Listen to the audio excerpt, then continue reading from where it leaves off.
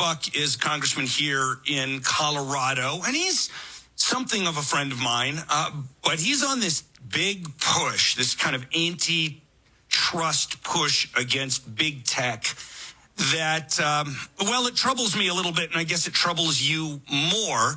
But just for the purposes of keeping the conversation honest, as we go through our conversation today, I may play the role of Ken a little bit. But why don't you start by laying out the issue that we're going to discuss? Well, first of all, listen, Ken obviously elected. He was elected as a Tea Party member, a hardcore conservative. And I know he's trying to sell his book on Amazon Prime, by the way, one of the companies he wants to do away with through his legislation.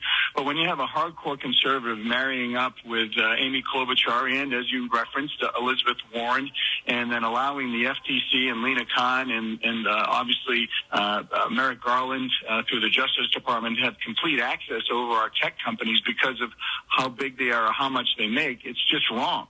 And I ask you and your listeners, how many times when the government is running an entity, whether it's Obamacare, whether it's the Veterans Administration, the Post Office, you name it, when do they get it right?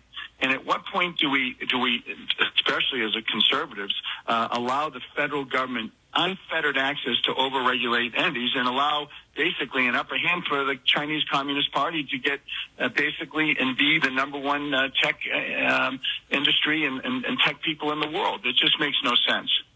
Okay, I'm going to play Ken.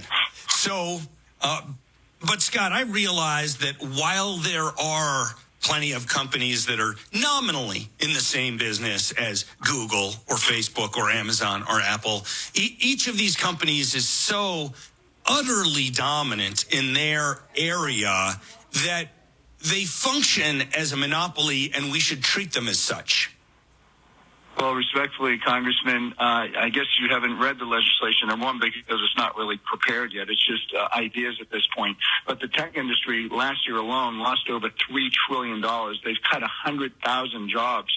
And you have an entity like Twitter with Elon Musk allowing for full transparency and allowing for that corrective balance. And the consumer in America is pretty smart. If they don't like what they say, they move on.